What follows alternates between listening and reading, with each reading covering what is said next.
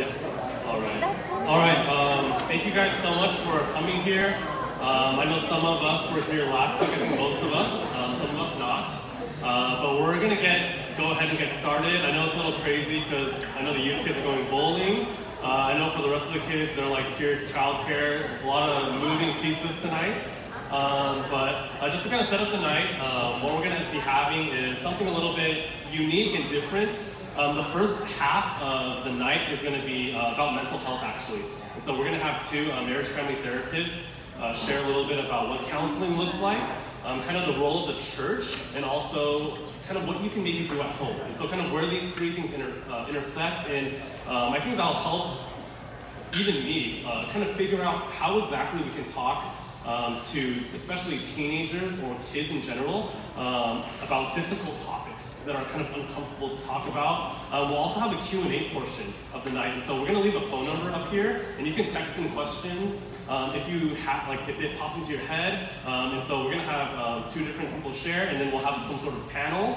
We have the gift card still, and so I know that's why a lot of us are here, okay? And so we have that available, of course. And then after that, after the panel, we'll have one of my friends, Kevin, Pastor Kevin from Church Every Day. He's going to be sharing about technology and screen time. I know that's a big deal for some of us, like being on their tablets or phones or multitasking a little bit too much maybe, and I think he's going to share some great insight as well. And so that's kind of what the night will look like, and I'm really excited to hear from them. And so let me pray for us, and then I'll open up the night, and then Eunice will come up and then share. Okay, let's pray. Father, we thank you so much, God, for this time, for this gathering where we could learn from one another and begin the conversation of caring better and reaching more effectively our children and the next generation. And so God, be with us in this room, equip us and encourage us as parents or as teachers or as leaders, and remind us that we have the Holy Spirit in us. And in Christ, we pray that you be exalted tonight in everything that we do. So God, be with us, and we pray this in Jesus' name. Amen. And so without further ado, let me introduce, and if we could all give a hand to Eunice as she comes up. All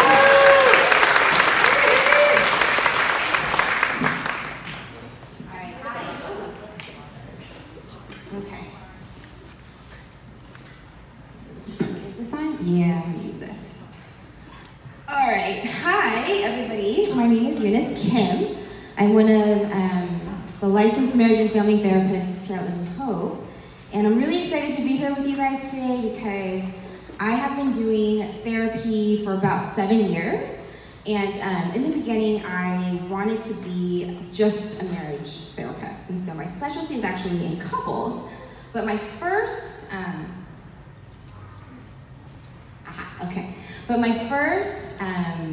year of clinical work, I met this young lady and she just completely changed my life. And so ever since then, I've been working with children and with teens. Currently, they make up about 1/3 of my caseload, and I just love working with them. But I don't get to talk to their parents about a lot of things that are on my mind. So you guys are going to get the brunt of that tonight. So bear with me. Let's see. Okay, so 2 things that I really want as like a goal for tonight. The first is I want to demystify Gen Z. My hope is that at the end of the night, you will feel like you understand Generation Z a little bit more, not just in the differences, but in the ways that we're all alike, okay? And then the second thing is to have some practical tools for gospel parenting. Now, I don't know if all of you guys received it, but there's a little bookmark that I wanted to give to you guys, for how to further engage your children, or your teens in particular. It is not a how to crack your child so that they talk to me list. It's just how to further engage. So anyway, that's that. Before I get started, I want to let you guys know a little bit of how I'm going to be talking. I'll be saying things like my kids or my parents. When I say that, I mean my teens that I work with, and then my parents of the teens that I work with. So I'm not actually going to be talking about kids I do not have or parents. Yeah, it's just going to be like that. And then this is the phone number to text in if you have any questions during the presentation. It's going to be at the bottom right-hand corner of all of my slides, so please feel free to text in if there's anything that's unclear. All right, so how many of you guys were here last Friday? Oh, that's a lot. Yay! Yeah, I was here last Friday too. And I don't know about you guys, but so my husband David, who is an high school English teacher, and we were here, and it was really enlightening to hear, like to have put into words things that I was already seeing in my therapy office. However, it was kind of overwhelming to see just how different they are. It seemed like, wow, like they're really, I don't want to say like crazy, but like very different, right? And so I left with kind of this idea that Gen Z is so different. But as my husband and I were driving home and kind of sharing with each other some of the experiences that we personally have with the students and the kids that walk through our doors, the conclusion that we kind of came to is that, yeah, all right, so maybe this generation has distinct characteristics that are unique to them, but since we're all created by the same God, within us there's still the same need to be loved, same need to be heard, same need to be seen. And so even though Gen Z is very different, maybe not, maybe they're not so different from us after all. And I kind of want to prove this to you, okay? And I want to share with you guys some things that my clients have told me. All of the things that you're about to see are from Generation Z, okay? I'm afraid I'll get rejected because rejection feels really bad. I have this thing where I don't know if I'm good enough. I don't like being vulnerable. Showing emotions is weakness, and I have to be strong. I want to do things differently, but what if I fail? I don't want to be a disappointment. I really wish my family member knew how I felt, but I don't know if they'll be able to understand. And there's this hole in my heart from feeling unwanted, and I think I try to fill it with stuff. These are all statements from Gen Z. And take a look at some of these themes, right? They're talking about feeling lonely and afraid, fear of failure, desire to be connected in a deeper way, but not really knowing how. They're talking about wanting to change, but feeling like, maybe I won't be able to. And aren't all of these things you guys have experienced too? I mean, I know I have. And the truth is that, maybe I've never tried to commit suicide, but I do know what it feels like to feel so much pain that I want it to go away really fast. Or maybe I've never sexted, but I do know what it feels like to want to be loved very desperately because I'm not getting love from somewhere else. So this right here, imagine like a tree, right? And at the root, there's this need that we all have, and I want to argue a God-given need that we all have to feel secure and loved and wanted and accepted, right, and valued. But then when we don't get these things, we feel a lot of pain. We feel fear and sadness and anger, all the things listed up there. And then from this pain comes these behaviors to manage the pain that we feel. Things like substance use or seeking unhealthy relationships, avoiding or controlling. And I know right now we're looking at this in the context of Generation Z, but I actually talk about this a lot with my couples too. Because if we were to pause for a minute and think about, as Christians, right, do we actually believe that all of us have this need for safety, love, acceptance, all of that? And the answer is yes. I mean, if you look at the gospel, it's amazing to me that God actually massages these needs for us in the gospel.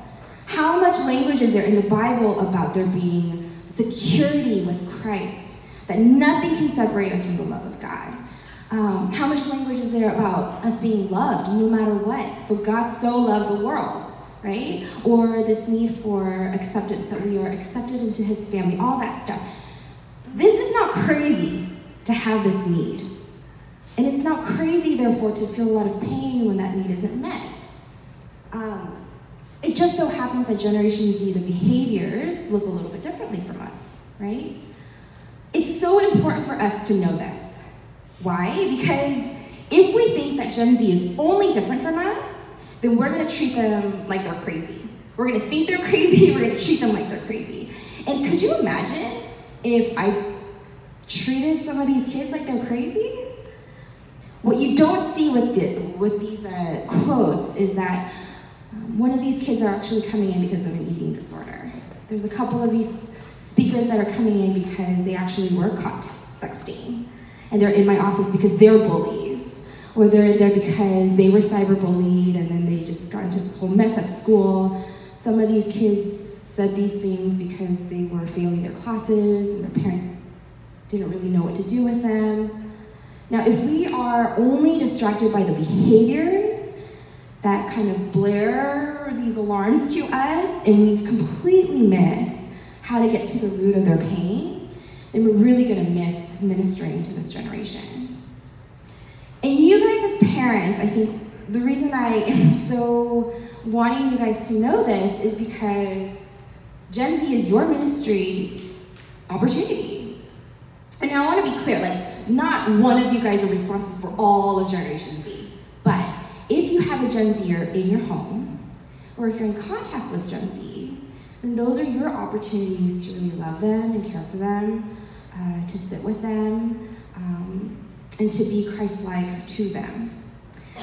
Now, obviously, I'm not saying that you can meet all of their needs all the time. Only Jesus can ultimately give us the perfect security and love and acceptance and value.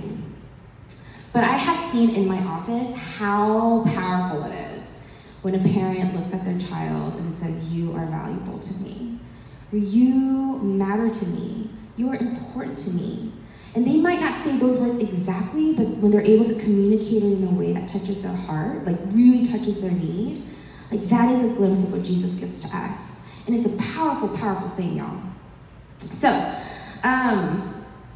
what can you do, right? So how do we do this thing? Well, first I want you guys to consider the Jesus parent-child relationship, all right? Most of us, I think that our children, the first view, most common view is that our child is an extension of the parent, and then together we go to Jesus, right? And there's nothing wrong with this view. This isn't gonna be one of those you have this view, but change it to something else. This is actually okay.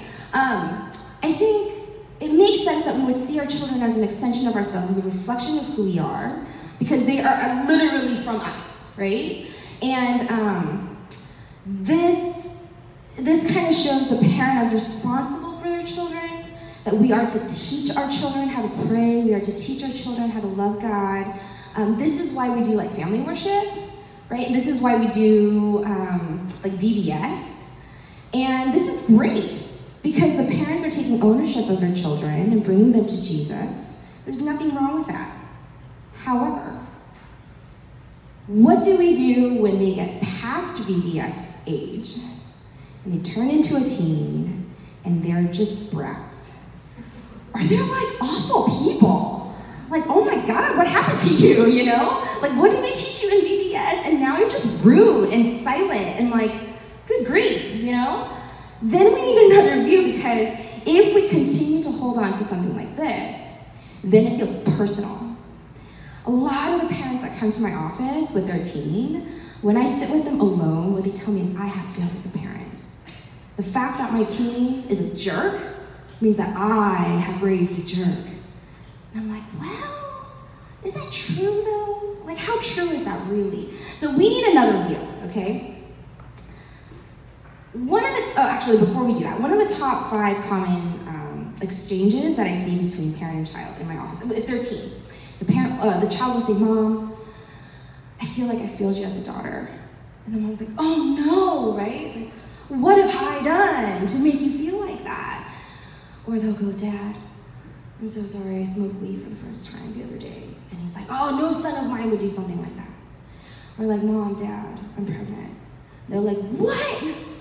How did this happen? What did we do wrong that you would go and do stuff like that?" And it's really, it makes a lot of sense that would be the reaction from the parents. But what's unfortunate is that as soon as a parent makes it about themselves and about their parenting, we've lost the kid. The kid just kind of shuts down, and I see this look on their face never mind. And the message they receive is like, I've disappointed you, like I've really screwed up, like you're no longer proud of me, that kind of a thing. So maybe at times like that, when view number one fails us, we could see the parents as an extension of Christ, and together we could minister to the child. We can detach your value as a parent from your child, especially in those years where they're just like what happened to you? And they're no longer walking advertisements or PR statements about who you are as a parent. And you can just treat them like their own person, with their own thoughts and their own feelings, to love and care and comfort and nurture. And this is especially important because whether you guys want to or not, you guys are actually the first lens through which your children will see Jesus. So if their child sees a parent who is the first authority figure in their life as unforgiving and offended easily and insecure, then it's not so difficult for that child to see God the same way. That God is unforgiving, that he's very easily offended, right? But the reverse is true too. If you attempt to show your child a parent who is loving and kind and gracious and joyful when they give, someone who maybe doesn't get thrilled at the fact that they're pregnant, but starts asking them questions like, well, okay, when did this happen? Are you okay? All right, we'll get through this. Then they see a glimpse of a father who is loving and accepting of them no matter what. This idea of unconditional love, right, and acceptance. They'll get to see a glimpse of that. But this is not easy to do. So let's pause for a moment and consider what adolescence is, okay? Adolescence is cray-cray. And I want to give to Sam Ju because this is brilliant, so I just stole it from you. Thank you for that. It really is, though. And I love that you mentioned this prefrontal cortex thing because I don't know how many of you guys know neuroscience. I'm not like a neuroscientist or anything like that. But do you guys know what the prefrontal cortex is in charge of? Logical thinking. Does someone say logical thinking? Yeah, higher level thinking. Yeah, definitely. So it is like the executive functioning part of our brain, okay? It regulates emotion. It's thought to control impulse control, things like goal setting, attention span. Am I hitting all the things that your teen are really bad at?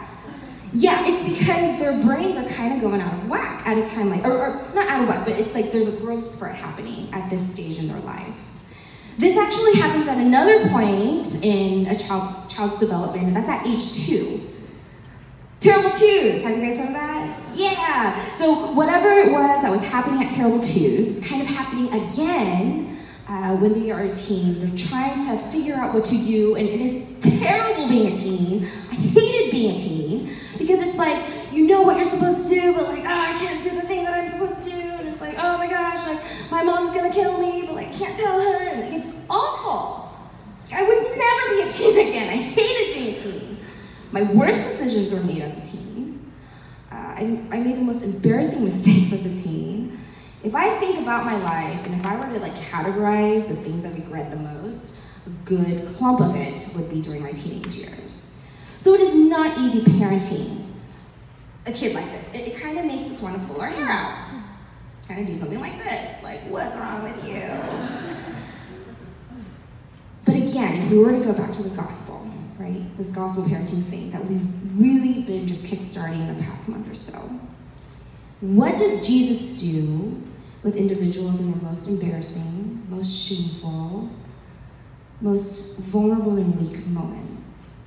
He's kind, and he approaches us. He sits with us in our pain. He tells us, I love you anyway. I mean, Jesus is God meeting us at our very worst and loving us anyway, right? So I want to encourage you guys, being the parent of a teen is like the most crazy-making thing that I've ever seen walk through my doors. It's infuriating, it's disappointing, and it's painful. But I am fully convinced that when you sit with your child and you cry with them, when you are curious about them, and you lean into their experiences, you are doing what Jesus does. You're continuing this ministry that Jesus started for us. We are not without a model of how to do this, right? I think Mr. Rogers said it best. Love doesn't mean a state of perfect caring. To love someone is to strive to accept that person exactly the way he or she is right here and right now, and to go on caring through the joyful times and through the times that may bring us pain. So, practically speaking, what can you do tonight to maybe embody something like this? Well, the first thing I want to urge you guys to do is reflect. And reflect honestly. Don't just say like, oh, you're right. I know I'm supposed to love my kids, so I'll do that better. No. If you are disappointed with your child, say you're disappointed with your child. If you're disappointed in what teen parenting looks like, if you feel like a failure, say that you feel like a failure. No good is going to come from trying to hide from God and from yourself. Okay? So reflect in an honest way. Do you feel like it's too difficult? Yeah, because it is. And it's okay to admit that. And then confess it. Confess it to God and confess it to somebody else. Maybe your spouse, maybe a friend, maybe Pastor Steve, maybe, I don't know, a family member. Not your kids, but confess to somebody about how you feel about your parenting or about how difficult it is. And also with the reflecting part, if you're not really sure how you're doing as a parent, ask your spouse. They will tell you. And hopefully it'll be an encouraging conversation so that you guys can build each other up. Okay? Next, reconcile. And first, reconcile with God. Confess before Him, let Him know what it's been like for you. And receive forgiveness. Reconciling with God, I think, is the easy part because He's already reconciled ourselves to Him. And so, believe it, accept it, anchor yourself in it, and marinate in the truth that you are forgiven because you're going to really need that to reconcile with your child. Make it a periodic habit of yours to ask your kid, have I done anything to hurt you lately? And just like Miss Julie said last week, it's never too late and it's never too early to do this. Maybe you do it every night. Or if your kids are little, maybe do it every night. If your kids are a little bit older, maybe on a weekly basis or a monthly basis. But ask them, hey, have I done anything to hurt you? And doing this actually is doing gospel life in two different ways. One, you are modeling for them how to confess, how to ask for forgiveness, and then to receive forgiveness too.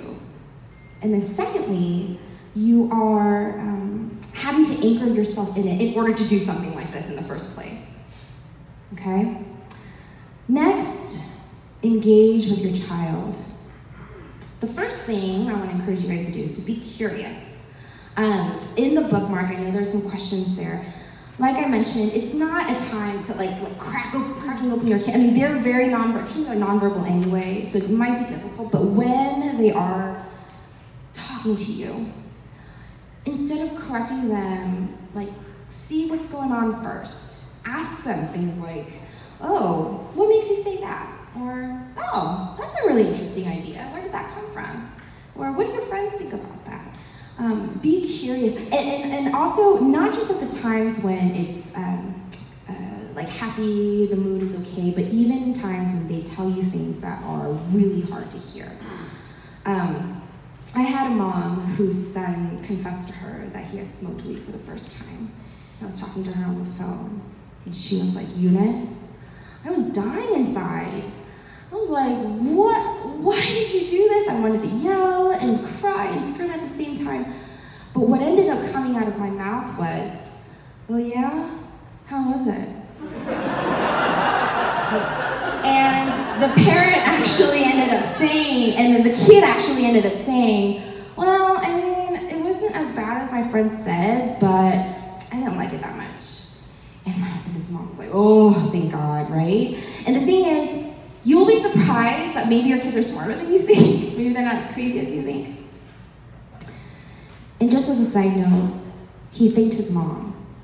And he said, I was so worried about telling you. And he never touched weed again. Just a side note, but whatever. Okay, next. Step into the world, but do not pretend you're from it, because you're not. I know people who do that, where they like talk to a teen and they're like, hey, what's up? They're trying to talk to the teen and they're like, what are you doing, sir? You know, don't be like that. But engage with them, right? My mom, I'm a millennial. I read Harry Potter, loved Harry Potter, grew up in Texas, very conservative, banned Harry Potter books.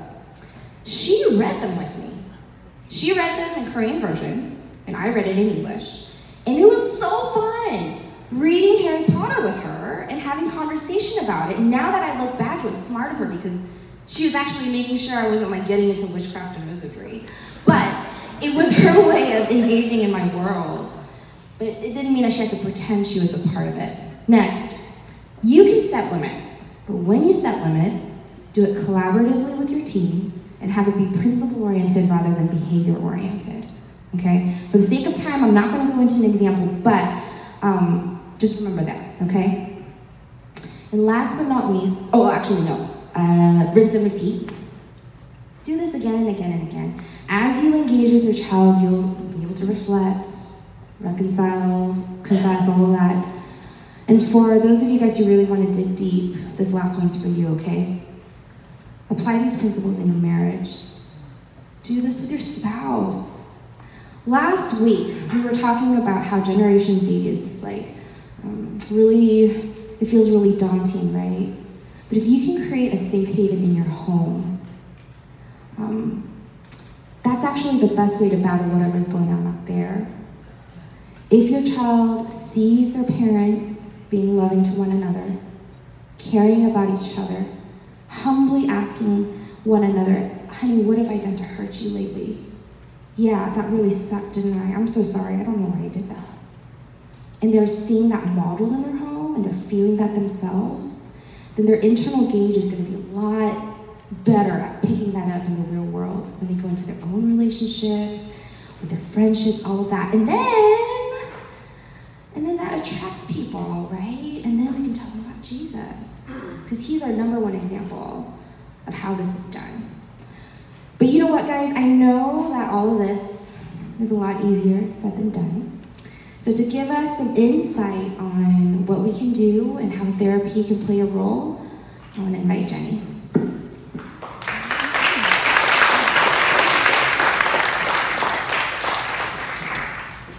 Hello, my name is Jenny Kim, and I have been a part of Living Hope since 2011. I'm married to Paul. He's a PT, and so we always joke that he's like physical, and I'm the marriage and family therapist, but we have been married for 4 years. I'm not a parent, but the reason why I'm here is to hopefully empower and encourage you all with the knowledge and experience I have as a mental health professional. And I understand that this talk may not be for everyone, but I thank everyone for being here, because whether or not you or your child is directly affected by a mental health condition, there's a high probability that you know someone who is. And so I hope this talk is beneficial to everyone here and that you guys walk away with something. So I am an associate marriage and family therapist. I got my undergraduate degree in psychology from Berkeley and my master's at USC. And so my education background is from really secular institutions. And so as a Christian, I'll be honest, it was really hard to navigate my way through some of the things I learned and was taught. But currently I am in a Christian counseling agency and have been working there for the past 2 years. During my second year at my graduate program, I was a school counselor at an elementary school, and so I worked with elementary kids. And for the past 3 years, I had the privilege of working in college ministry, and so I feel like I have walked alongside the oldest and youngest parts of Generation Z. So yeah, my objective in my portion is to really demystify what counseling is, to let you all know what the mechanics of therapy is, and what it is not, who it is for, what you can expect, and how to find a mental health professional if you feel like you or your child might need one. And so we're also hoping to address some questions that we may not necessarily cover, so please text your questions to the number above if you have any. Okay, so I think an organic question that kind of comes out of Eunice's portion is, if I can have these gospel conversations at home, then when or why might it be necessary to have my child see a therapist or a counselor? And so with that, I'd like to share a conversation I had a couple of months ago with one of my friends. I was looking for a family doctor, and she had all the 3 C's I was looking for. She was compassionate, she was competent, and she was close. And so I have jokingly asked her, can you be my family doctor? And her answer in short was, it wouldn't be advisable because she was my friend. And so I challenged her and said, wouldn't knowing things about me, having a personal relationship with me, wouldn't that actually better inform your practice? Because I don't tell everything to my doctor, and there might be things that he or she misses. And so I forgot exactly what she said, but basically she said no. And the reason why that is because you lose objectivity, and which is important supposedly when treating a patient. And I understand that as a marriage and family therapist, because in the same way as parents, your personal feelings and your relationship goals with your children, they're inseparable. And so at a certain level, your objectivity is compromised as well. And so whereas the relationship I have with my client is strictly professional, I'm not their friend, I'm not their family, I'm not part of their faculty, and so my clients don't have to consider questions like, if what I share, will it change the way they look at me? Will it change, will I get punished? Will my phone be taken away? Will I be grounded, or are they gonna get angry? Like, these questions really don't come up in the therapy room with myself. And so, therefore, I think they feel liberated and free to talk about things they felt like they couldn't talk about with anybody else.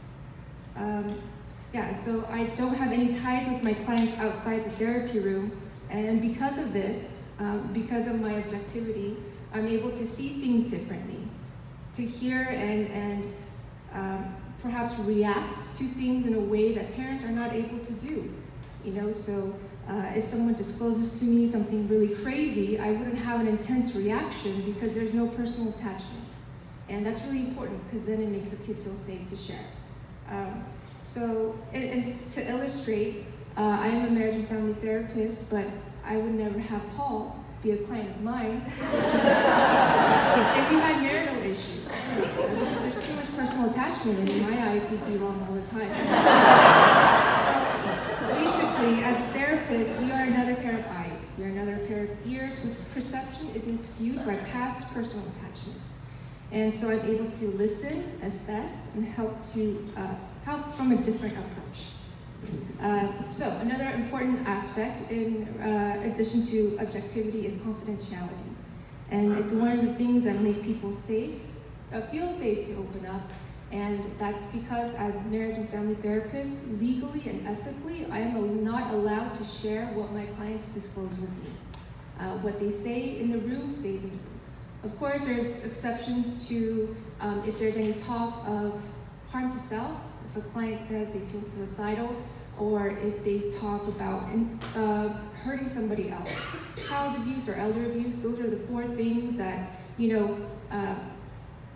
I would have to break confidentiality for, but everything else, I'm legally and ethically bound not to share.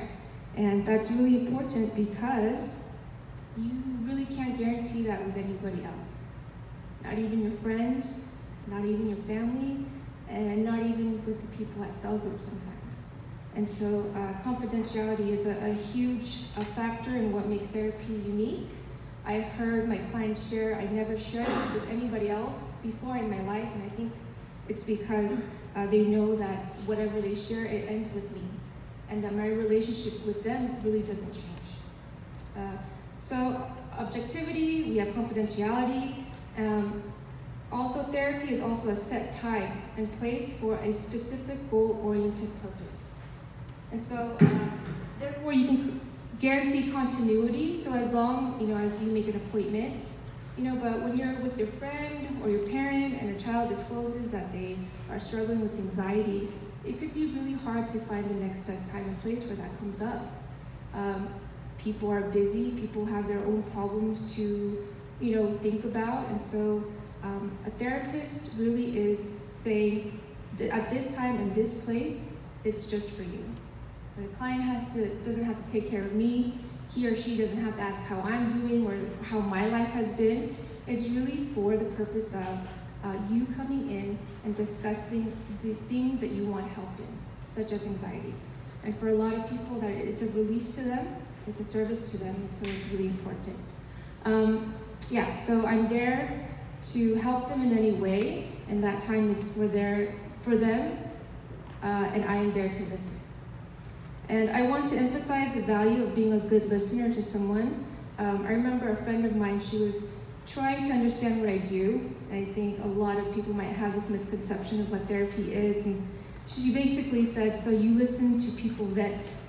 And so I heard that and I thought, there's some truth to that, obviously. But I think we undervalue how life-giving being a good listener is to someone. And so, yes, listening is one of the most important things mental health professionals do, but it's not all that we do. Because in order to help anyone, you first have to listen to them. You have to hear what their pains are, what their problems are. And so as it says in Proverbs 19:13, if one gives an answer before he hears, it is his folly and shame. And so I extend the invitation to parents as well to be a good listener to your kids. Because is it one of the most comforting things about God is that we know he hears us and that he listens to us.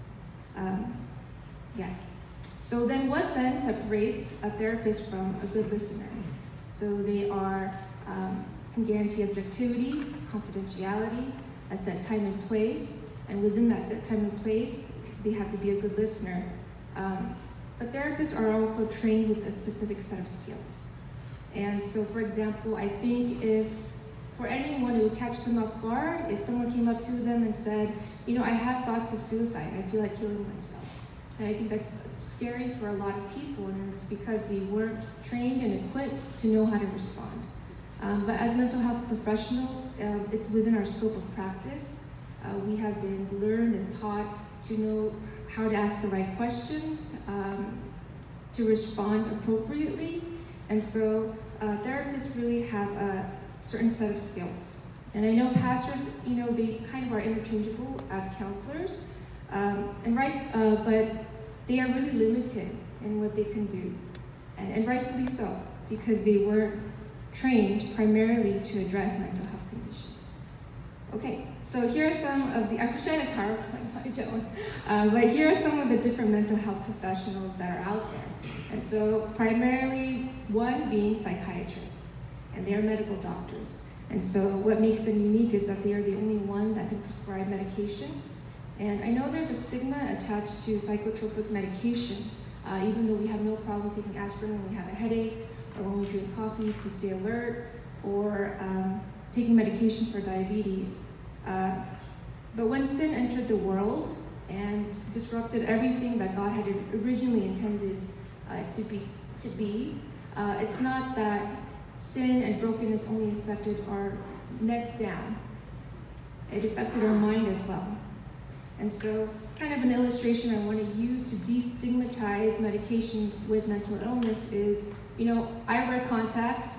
I'm looking around, I see a lot of glasses, and I'm sure a lot of you also wear contacts. And it's basically, eyes are an organ to our visual system. And so when we can't see, we go see an optometrist, we get prescribed glasses and contacts, and because it's not working as they should be. But there's no stigma attached to that. There's no shame. You would actually encourage someone if they can't see, hey, then you should go really seek some professional help and get some glasses, because there are things out there that can help you better see. And so in the same way, the brain is another organ of our body.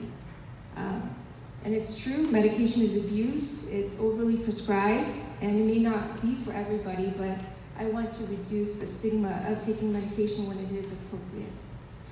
Okay, so I have 5 minutes. So, okay, so then there are also psychologists as well. Mainly their difference is that they do assessments and tests. Within the realm of psychologists, there's a PhD and a PsyD. PhDs, they're more academic focused, and so they're the ones that create studies that say, increased use of social media is correlated with depression. PsyD is more clinical. But I want to say something about tests and assessments, because no one really likes to be labeled. And I think we're afraid to take something that says you have this. But for a lot of people, it could actually be a relief to them. It could be a normalizing experience when they know that what they are experiencing has a name. They're not the only ones who have it and who experience it. And there are actually people who can help. And so, marriage and family therapists, lastly, that's what Eunice and I are. Our approach kind of centers on the emotional and relational issues. So when an individual comes in and they have presenting issues, we see it as part of a system. And so, like I said, I worked as a school counselor at an elementary school. And one of the most frustrating things was working with kids whose parents were not involved. And I only see them 45 minutes to an hour once a week. That's like a drop in the ocean compared to, if nothing changes in the home environment, if nothing changes in the way the parents respond, then our therapy is really not effective. And so if you or your child needs to go see a counselor, then I would encourage you to take on the mindset that you are part of the solution. That you are a vital and integral part of the therapy process. It's not a drop-off center where you say, hey, my kid is suffering from this, and you're passing the baton. It's really a collaborative effort that you work with therapists for. Roman, how are we doing on time? 3 minutes, okay, perfect. Okay, so how do you choose and where do you start? There's a great resource, psychologytoday.com, and on it you can kind of read different therapist bios, their expertise, their fees, etc. And I know usually when it comes to referrals, a direct referral is the best, such as a mechanic or a dog groomer. But when it comes to a mental health professional, you really want to find the professional that is dealing with your need, your area of need, right? And so a therapist might be a great couples counselor, but if he or she doesn't have any experience with eating disorders, then that's not probably the best person to go to. I tell my clients all the time in the intake, I might not be the best fit for you, and that's okay. Same thing with going to church. The first one you attend is not always the one where you go. So I would really ask parents to do the research. A lot of therapists have free 10 to 15-minute consultations, and so call, get to know the therapist, ask questions if you have any. And and lastly, I'll just end with kind of one of the most common complaints I have from parents, which is that therapy is so expensive. And it is. It's pricey. But I think we spend money on things that we value, and I see that. Kids are enrolled in SAT classes, they are taking private music lessons, and what else? They play sports. These are all really expensive things, and it's because it's a small price to pay or a small investment to the expected returns, of a secure and bright future. However, as you may or may not know, South Korea has one of the highest suicide rates in the world, and I know that we live here and we are born in the States, but I think there are a lot of cultural values and worldviews that we share. And so as Asian Americans, I feel like in some sense we are susceptible if we don't reach out and ask for help. And we actually do a terrible job at doing that in the first place. And so my plea to you parents would be to value your child's emotional and relational well-being as much as their performance and grades in school. Because your SAT score can get you to college, but just their overall emotional well-being, sense of security, it can take you so much further in life. So we will take a 5-minute break. Text any questions that you may have to the number above, and then we'll come and resume and do a Q&A. Thank you. So, welcome back from our brief intermission. Again, for those of you who don't know me, my name is Roman, and I'll be up here with Jenny and Eunice to moderate our Q&A panel. You can text in the questions continuously throughout the evening. And also, just as a reminder, if you didn't know already, all the texts are absolutely anonymous. So feel free to text questions that are general or maybe specifically applicable to your home situation. We'll try our best in the allotted time that we have to get as many of the questions as we can, or we might have to conflate some of those depending on how many similarities there are. But hopefully, it will be a time where we could hit most of your questions. You know, one of the things, Eunice, that you mentioned in your talk was this idea of how parents are a type of Christ to their children, and how they are ambassadors, in a sense, to the children of Christ. And how would you speak into navigating, drawing the line between how much truth, right, or discipline or structure or grace that they would show as they're exemplifying Christ? Well, that's a really good question to ask in the very beginning. Right in. You know what? I don't have like a black and white answer to that question, but it sounds like the question is asking about like, okay, if I'm stuck between telling the truth to my child or kind of letting it slide almost, like what should I do? And I think that in my experience, I'm just speaking from the kids that's walked through my door and stuff, a lot of them already know the truth. It's not like the first time that they're hearing it often, especially if they're coming to you with something that they screwed up on. Oftentimes, when a kid tells me something they haven't told their parents yet, it's because they already know they're wrong. And it's because they already know that they're gonna get in trouble, and they are like, oh, what do I do, what do I do, what do I do? And so when that child comes to their parent, they are actually expecting you to scold them, and expecting you to speak like truth, right? And so I'm not saying that you don't remind them, but I think that there are truths that you can choose to give to them at that moment. So yeah, it's true that you probably don't want to be using drugs. It's not good for you. But it's also true that you love them still, right? So in that moment, I think if you have to choose between several truths, maybe pick the one that's the most gracious. And then later, if there are more opportunities that come, you know, continue to teach them. I'm sure they kind of already know what they're supposed to do and not supposed to do. Awesome. Sticking with you, when it comes to approaching children as parents, what topics would you say parents can approach their children with, and what topics should they maybe avoid, if any? Any topic that your kid comes to you with is up for grabs. Okay, so let me just put that out there. If a kid comes and says, Mom, Dad, how are babies made? Then you can talk to them about that. If you approach, so I like this analogy of like you know when you're like baking a potato or something, you take a chopstick and you poke to see if it's ready.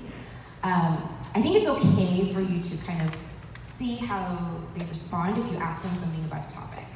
And then if they're like, oh God, Mom, then maybe not, don't press it. But if they're like, well, then you can start to know like, oh, okay, maybe that's something that they're open about.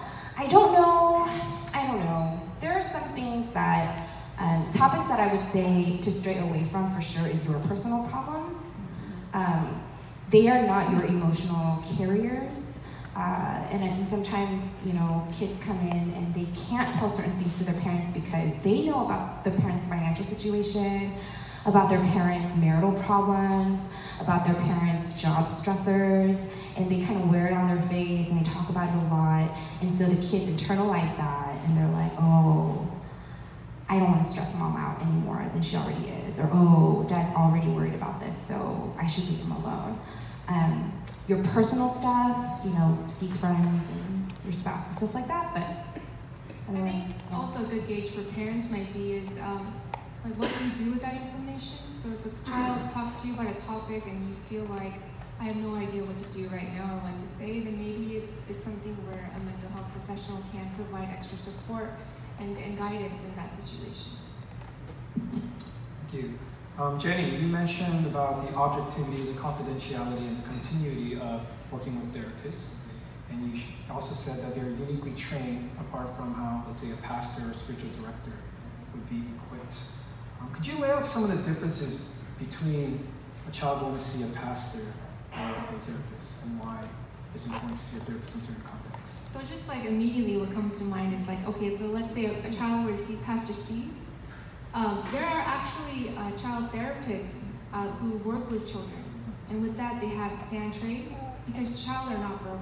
They don't talk, but they show a lot of things, their emotions, their internal world through drawing, through sand trays, through music. And so just logistically of that, I think pastors are kind of limited in that way. Yeah. All right. Just don't talk to your pastors. Although I will say, some people do come into therapy for faith crisis. Those situations, I actually ask them in my office, do you have a pastor? Have you talked to your whoever your spiritual authority is, have you talked to them about it? So if it's like a faith component, obviously if it's like a faith-related relationship with God issue, oh my gosh, please talk to your pastor. And then that can bleed into other stuff too, but yeah. So you can. Yes, you can.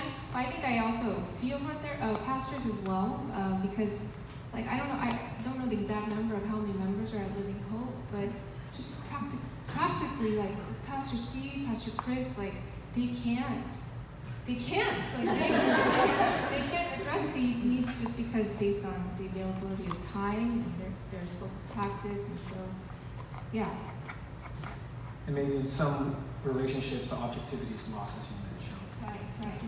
Right, of course. I feel like this is kind of a no-brainer question to ask, and yet some follow-up with that is, do you think everyone needs counseling? And if so, at what point is counseling necessary? I think everyone needs counseling. Sorry I asked. I know that it sounds like, it's for people who struggle with this really like severe mental illness or this really particular hardship, but at the end of the day, it's just a slow down conversation. Anyone can benefit from self-reflection, from self-awareness, talking out loud in a safe space. Like anyone can benefit from that, in my opinion. Just like how exercise is probably beneficial for everyone. Do some people go for health reasons, and do some people need and go because they need to lose weight, and do other people go for recreational purposes? Absolutely. But I think exercise can be a benefit for everyone. I think counseling can be a benefit for everyone. Can I play devil's advocate? It makes me sound weird as a therapist to say this, but I think there's a distinction to be made between counseling and therapy, because everybody needs counsel. But therapy, I think, is like kind of like what Jenny said earlier too. I think it's a specific, goal-oriented, contained. It's a very sterile thing, therapy. It is not a normal relationship. You go and you're completely vulnerable to a stranger who is not reciprocal at all, and so you're making yourself, it's a very contained, sanitary space. So I don't know, as a therapist, my personal view is I don't want my clients to be in therapy forever. I'm not doing my job if they're in therapy forever. So I liken it to, if you have a broken arm, go and get a cast, right? But once the cast has completed its job, take the cast off. And that's kind of my view on therapy too. If you have a broken arm, it would be a foolish thing to not put a cast on it. So if there's something broken in your life, like, go to therapy. But don't think that you need to be in therapy for every little thing. I think over-processing is a real thing too. So yeah, counsel though, I do think everybody needs counsel. I think that's a biblical thing for everyone to have counseling. If you, through whatever processes, realize that your child needs to see a therapist, and yet they are unwilling for different reasons to see one. What would be the best way for a parent to lead them to? I think there's a distinction between leading them and forcing them. I have sat with clients who are teenagers, and it was so painful. They really won't talk, they won't open up, they don't want to be there. And so a lot of therapy, when you seek it, you have to want it for yourself. And so yeah, your kids might not be open, but that doesn't mean that you as parents couldn't benefit if you were to show up. Because then you can receive that psychoeducation of what are some of the, for example, depression. What are some of the symptoms of depression? What are some of the contributing factors? If I notice these things, how can I better respond, or how can I be of support? You know, and so even if your child or kid is not willing to come into therapy and counseling, that doesn't mean that there's nothing you can do about it. Like I mentioned before, marriage and family therapists, we work as part of a system. And so even if one part of the member of the family isn't there, that doesn't mean that change or help can't come about. Thank you. A question that came in is asking about medication. Is this clinical psychiatrist can prescribe something? And that there could be this maybe fear, however valid or invalid in your opinion, about the individual becoming dependent on medication, or that medication only treats symptoms but not the actual cause or the condition. How valid are those fears? And are there alternate forms of medication that could be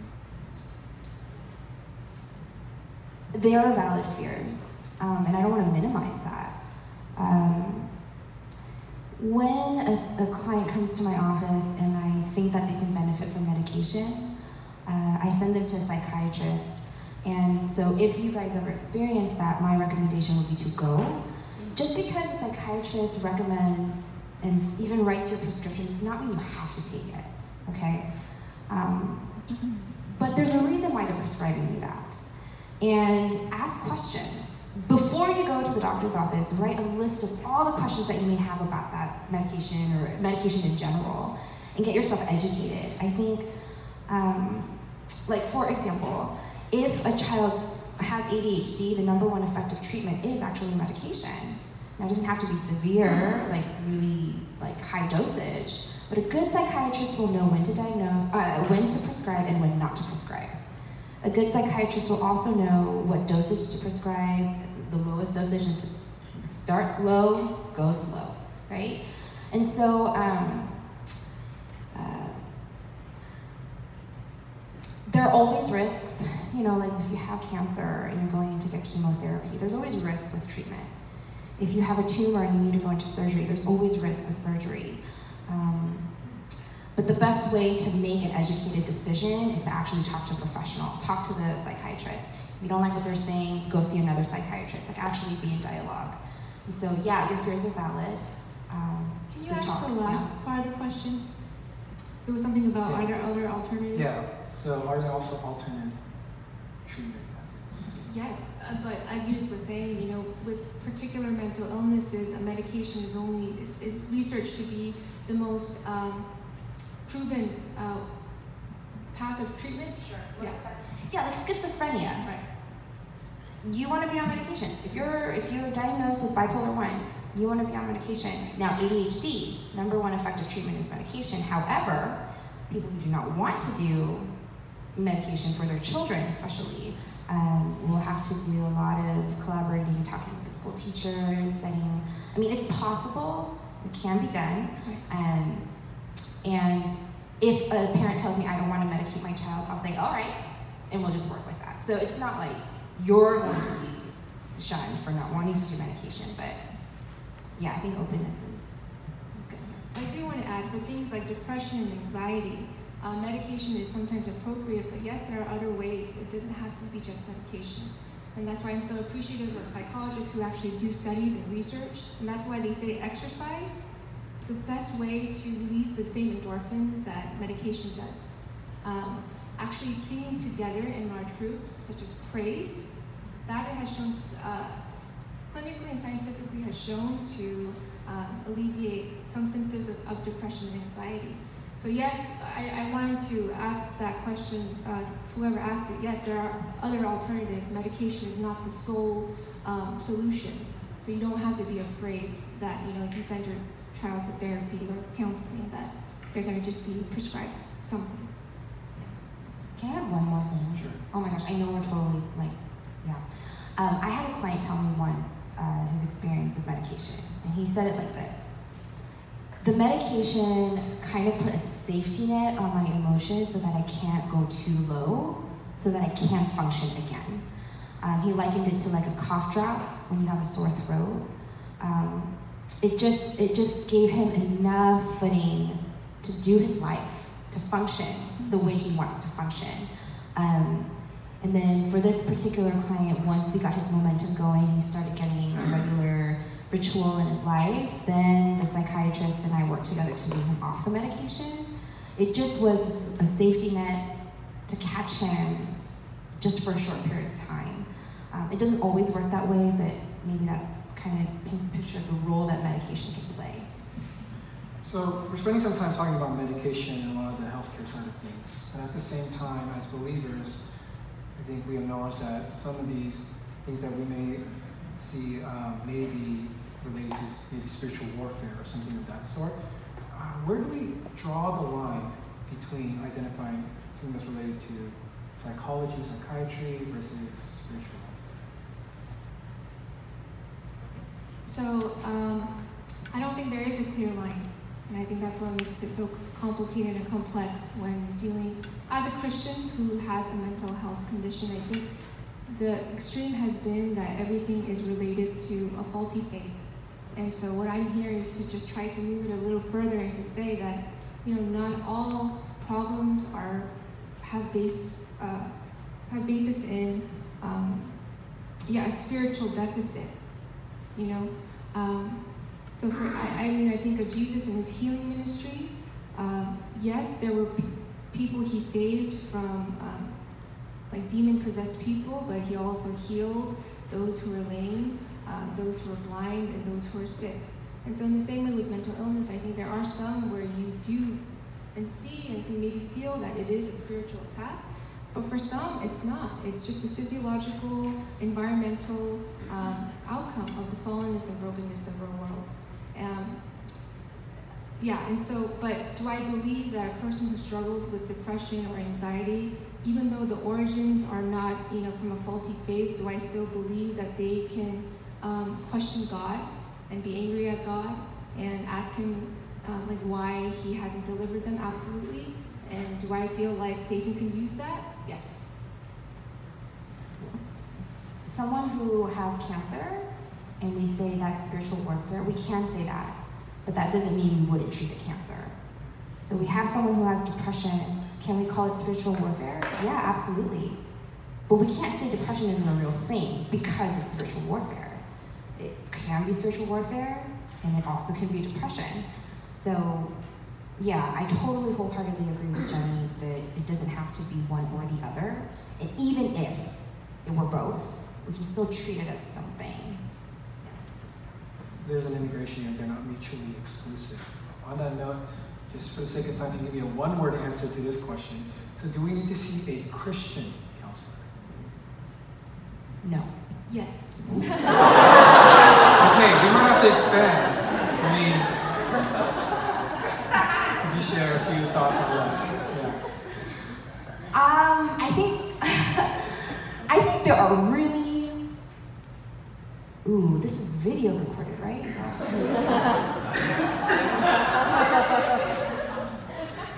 I think a good therapist is going to incorporate Christian values.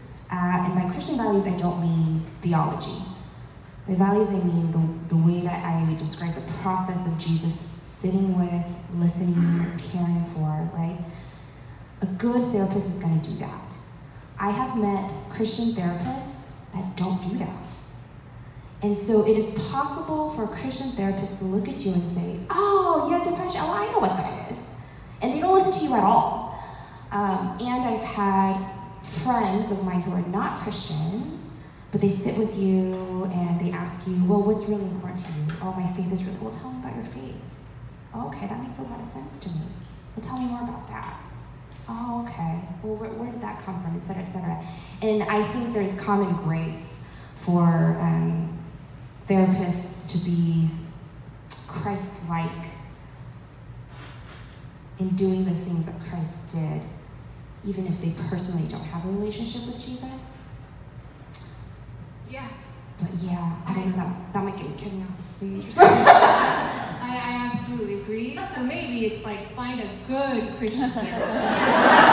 Most likely, good Christian therapist. Because the reason why I think yes, it is important to find a Christian therapist, and I understand that you don't think like this in regards to anything else. Like you don't go to find a Christian mechanic. Like you just want someone who fixes your car and does it well.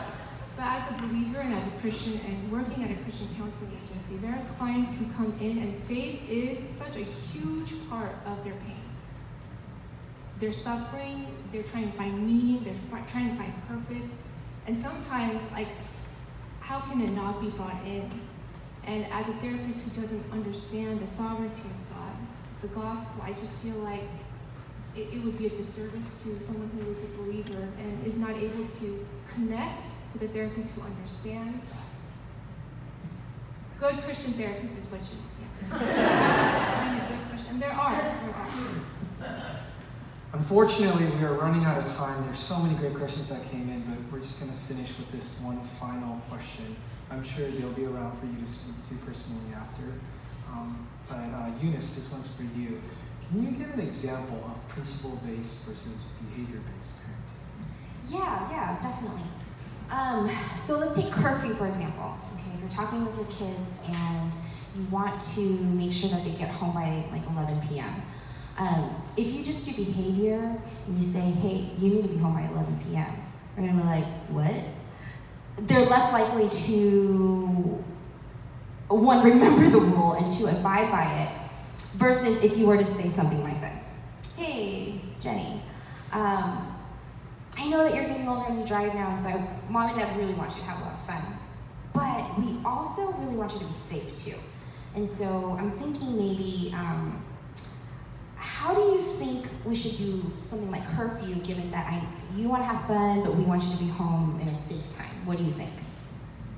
She might say, I think 12 o'clock. Oh, maybe 12, like how about 10? You're like, no, 10's too early. Okay, well, what if we did like 11? What do you think about that? Like, oh, okay, that's not too bad. Is that okay? Yes. Yeah, okay. So like 11 is not too bad.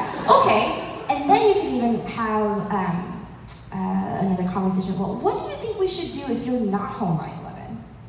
Well, I don't know. I can always make sure to text you if I'm going to be late. Oh, okay, that's a good idea. So having this dialogue with your teen is one, going to have them remember the rule better, and two, you're communicating that you care about what they care about, and yeah, it's more principle oriented. Thank you so much for answering these questions.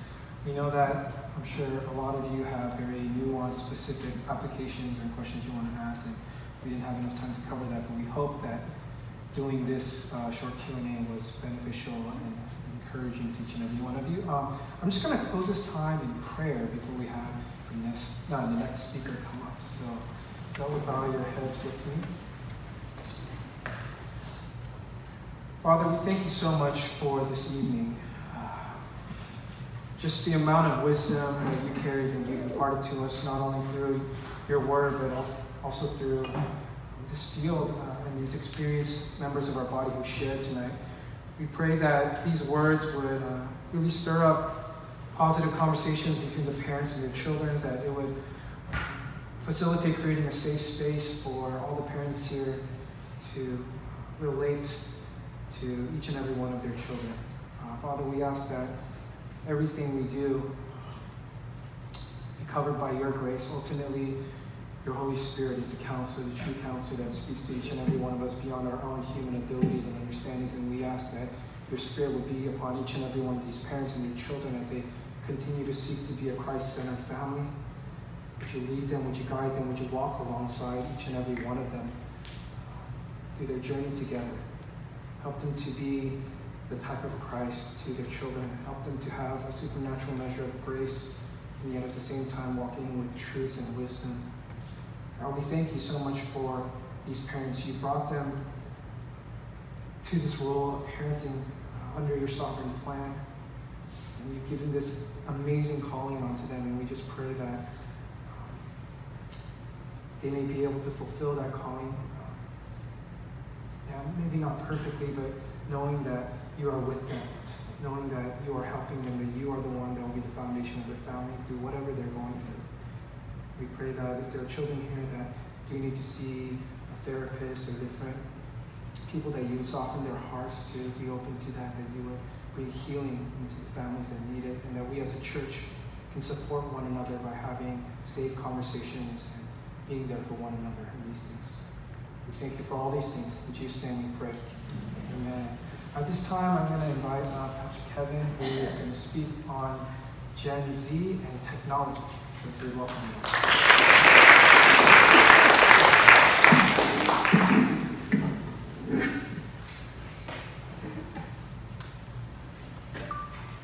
All right, thank you. I love feeling like home here because I know that Asian church because the front row is empty. Feels good. Feels like home. Just by way of introduction, I am Kevin Yee. My name is Kevin Yee. I am the youth pastor at Church Every Day in Northridge.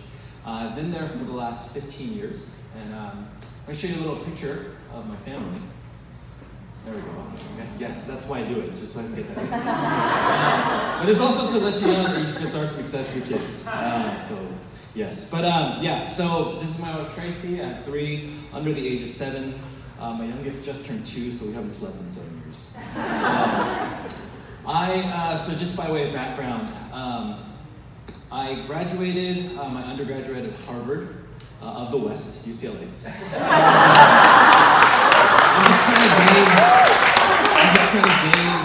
that sense of respect. But in reality, actually, since I graduated UCLA, I've actually worked in the entertainment industry. And I share this because what I'm going to be talking about is related to all of that. So I just want you guys to see and understand kind of where I'm coming from. So after I graduated college, I worked in the audio industry. I worked for Zondervan and the Bible Experience. So this was an Old Testament and New Testament project featuring all African-American actors and actresses. It was really fantastic to work on that. And then I worked in reality television. I was actually on Hell's Kitchen for a little bit and an Animal Planet show called It's Me or the Dog. And for the last decade or so, I've been at an independent animation studio called Toon Zone Studios. We do cartoons and animation for an international audience, nothing that's aired in the US quite yet. And a couple years ago, we actually did a mobile game as well. So when it comes to technology, this is just to say that my life pattern has been such that I've had my hand in a lot of different spheres of the industry. So what I want to do is I want to start by talking to you a little bit about a man named Augustine. So he's actually a 5th century Christian theologian who wrote a lot about virtue and said that we learn about virtue mainly in 2 ways, and those 2 ways are imitation and practice. So we don't learn how to live the good life just from reading books, but it comes from actually copying the people that we see around us. And if you think about it, that totally makes sense because that's what Jesus did in ministry. He didn't just gather his disciples together in a classroom. He actually lived life with them, gave them an example that they could see, know, touch, feel, right? And he lived that way so that he could best guide and lead them. And so when we think about where Generation Z is now, I think the important thing is to think about what are the ways in which they're practicing their life and how has that changed over the last couple of generations. So if you think about 100 years ago, before the advent of even the automobile, right? How did teenagers live? What are the things that they did? Who are the people that they were interacting with? And you think 100 years later, a lot of those things have changed. And so last week, if you were here last week, one of the things that you heard was the idea that Generation Z looks at their identity differently than previous generations. So all previous generations have looked at the most important factor in their identity as their family background. Generation Z is the first one to say that's not even in the top 3, it's actually 4th. There are other things that are contributing to my primary sense of self more than family. And so I think a good question that we would want to ask is why? What's changed? How has this happened in such a short period of time? Because even the millennial generation is going to put themselves and saying that family background is at the top. So here's a picture of children from the 1950s. So this is about 70 years ago, right? This is a picture of teenagers now. You notice a giant difference, right? There's something that they're looking at that's different from the previous picture. And I think you can make an argument that personal technology is the foundation for a lot of the shifting of the ground underneath us. And so what I want to do, because I don't have too much time, is when I talk about technology, I specifically want to tackle just the narrow area of talking about screens specifically, okay? So one of the other things that the Gen Z study gives us from Barna is that over half, so 56% of American teenagers use screen media for 4 or more hours per day, and then 26% say they use screen media more than 8 hours per day. That's a lot, okay? And so what are we talking about when we're talking about screen media? We're not talking about reading, right? They're not on their phones and their tablets like reading textbooks. They're looking at other things, and so it's important to talk about that, but it's also important to talk about how we're using our screen nowadays, right? So when I was growing up, the only screen in the house was a 32-inch CRT television. Remember those? 32 inches but weighed 35,000 pounds. And that was the TV in the living room. It's the only TV we had in the house because we weren't wealthy, right? There was no DVR. When you turned on the TV, you just had to watch whatever was on. I remember my grandparents had one of those TVs where you had to turn the dial. And I'm like, when I came over to the house, I was like, you only have 30 channels? Like, that's all the numbers go to? Like I don't understand how that works. But now you think about the access that our children have, the access that teenagers have in terms of media, and it's impossible to quantify. That's how much is out there. But 30 years ago, that wasn't true. So a lot's changed in the last 30 years. The other thing is they have individual screens. So what used to be a communal watching environment has completely changed now, and everyone has their own screen. So how does that change how we absorb and how we view media? It's all personal now, right? So the idea is that our children are being shaped by media in different ways than we were, and I want to talk about some of that as well. So I want to cover sort of 4 major areas when we talk about media. I'm going to be talking about audio media, video media, interactive media, and social media. And I want to start with audio media. And so I'm going to start by talking about music. Music is one of the most powerful methods of teaching. So if you're a school teacher, you know, especially for children. When you put together melody and lyrics, it helps our hearts and minds absorb knowledge. This past year, me and my wife, we were homeschooling, and our 6-year-old and 4-year-old actually memorized all 50 states and capitals. And the way that we did that was we had this annoying song that got played every single day for 9 months, and they memorized it all. It happens because melody and lyric, when put together, form powerful bonds in our brains and our hearts from an emotional level as well, and it helps us to memorize. Right? That's why we teach the kids the ABCs, the books of the Bible, through songs, because it helps to cement those ideas. And God himself, he created us this way and actually gave to us a book in the Bible that helps us do this. And so he gave to us the Psalms, right? He gave to us Psalms like this. Psalm 105:2. Oh, give thanks to the Lord, call upon his name, make known his deeds among the peoples, sing to him, sing praises to him, tell of all his wondrous works. When God wanted his children, his people, to know the things that he did for them, and for them to carry that from generation to generation to generation, what he did was he provided the Israelite people with song. That these songs would be memorized from generation to generation, and that they would be sung. And I loved what Jenny and Yuna said earlier, just about this idea that singing does something for us from a physiological standpoint. And that's why God gives us the Psalms. And notice, the music he didn't give us. We're not singing the same melodies, but the lyrics he did. Because again, music and lyrics, they go together. And so what I want to do is I want to play for you a fairly tame example. Normally when I do this for students, I play the whole gamut. I go through like a mini brief history of music, but I don't have time. So we're just going to go through one song. So I want you to pay attention to the song. It's a relatively tame song from I think the early 2000s. It's from the Black Eyed Peas. So pay attention to the lyrics. What's the story? What are they promoting?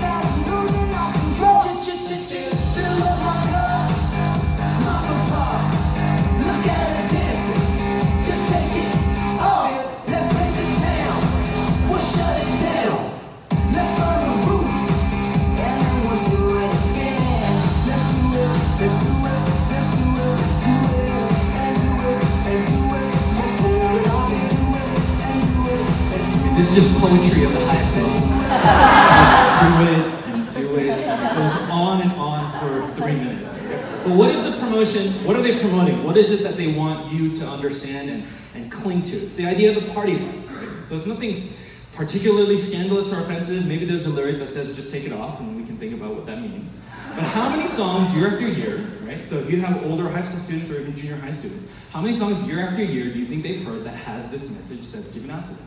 How many of the songs are they popping in those earbuds from their phone, from iTunes, Spotify, that they're putting in their heads that have this message? And how many times are they hearing this message over and over and over and over again?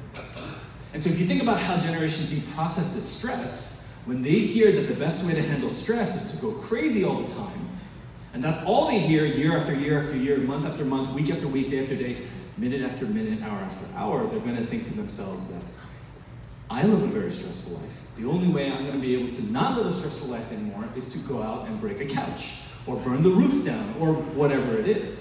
And in fact, this is so powerful. Whenever I have conversations with high school students who are in the party scene, I always ask them, you know, what's it like? Is it really all that fun? And usually after the first surface answers, we get to the bottom, they all say the same thing. You know, at the end of the day, it's not that great. I can't see myself doing this forever. So then I ask them, then why not quit now? And it's because they bought into this lie, and this lie is so powerful for them. You know what they always think? They think I must be partying wrong. Right? I must not be doing it right. Right? That's what they think. They're like, you know, it's this group of friends I have. I can't wait to go to college and party with the new group. That's when it'll work out for me. It's like, why not question maybe partying isn't the best way to deal with stress? Right? But they're not getting that message because there's no pop song about how the best way to deal with stress is to get a good night's sleep. It's just not a fun song. It's just not a fun song. Now, some of us may be thinking, well, my kids don't listen to that kind of stuff, right? They don't listen to those things because I only let my kids listen to Kid Bop. So I'm gonna play for you the Black Eyed Peas version of the same song, but the Kids Bop version. Okay? Here's the Kids Bop version.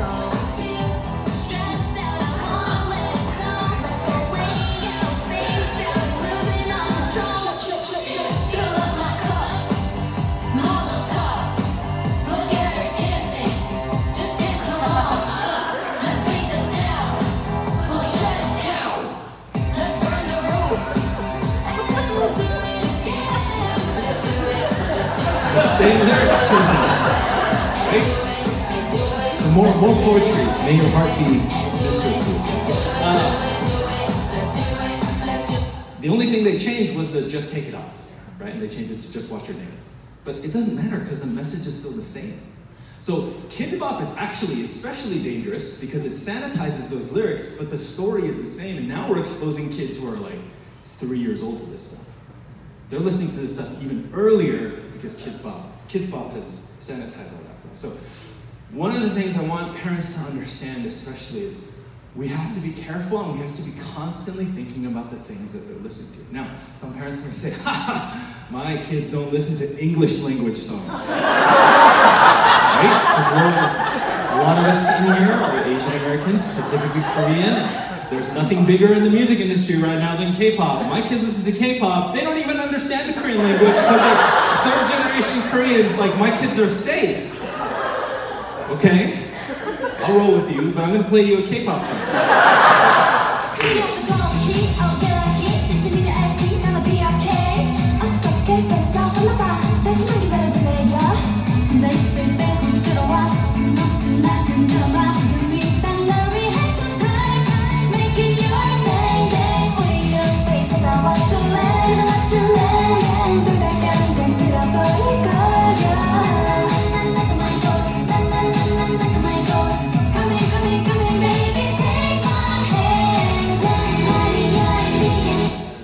Pastor Chris, do you speak any Korean? But you heard knock, knock, knock, knock, knock on my door, right? Okay. I'm just making sure you don't speak Korean, because I know you understood that. It turns out they speak English in all of these songs. Why? Because K-pop's an international phenomenon, right? So how are they going to get the big bucks? They're going to sprinkle in English language, right? To make sure that there's enough of a hook that you walk away thinking, knock, knock, knock, knock, knock on my door, come on and take my hand. For Bible study? No, for other things. We know what those things are. and it's not to study the Bible together, right? And again, really think about it. Think about the messages that are being promoted from these songs 24/7. As long as your children are listening to music, what are they listening to? Right? Because the truth is, the medium is the message. One of the things that, again, if you understand how powerful music and lyric are together, right, then you understand the power that music has over our young people, and honestly over us as well. Generations ago in churches, we used to do catechism, a system of questions and answers designed to help parents discipline their children in theology, doctrine, and apologetics. And as churches have not done catechism anymore, we've allowed the music of the age to essentially catechize our children. They are devoted to the message of the music. And so the question is, if we're wondering how did we get here, it's because the culture has catechized our children to a specific worldview. And so we have to be aware of that. So the next medium that I want to talk about is video. And so with video, it's the medium that's most effective at telling stories. And stories is where our society and culture get its values. Right? So when you watch stories play out in front of you, you can picture what a virtuous life looks like. So what does our culture celebrate as good, as kind, nice? What does our culture demonize as bad, as bigoted, as prejudiced, right? And the idea is that the stories that we are watching shape the way that we believe about different parts of our culture. And so I want to play for you a very quick example of this because I want you guys to understand, I want everyone to see, know, and clearly understand just how powerful this can be. So I'm going to play for you actually just 2 commercials, really, really short. They only have less than a minute to capture your attention, but I want you to see how effective these are. Look at the lights.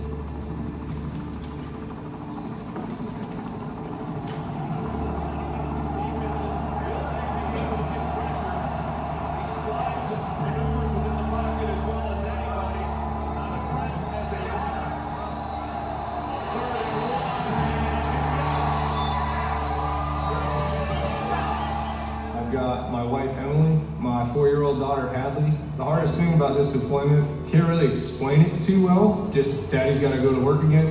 I have my fiance, Danielle, and my 2-year-old son, Liam, just the world to me. It's tough for him to understand because he's used to me just being there. I'm Corporal Trista Strouch. I've been in about 4 years now. Being away is pretty rough. I'm just worried about my son growing up and missing daily things that he does.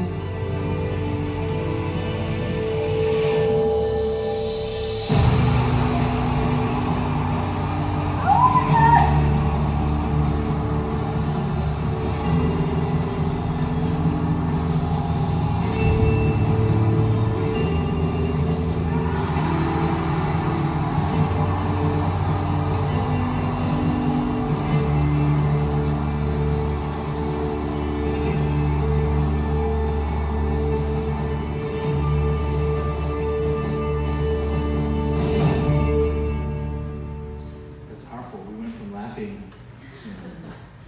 30 seconds ago to like, some of us are on the verge of tears. That's how powerful stories are. And what we learn from stories like this that move us is the value of family, right? We learn how important it is to honor those who are serving us in the military overseas. I'm going to play for you one more example.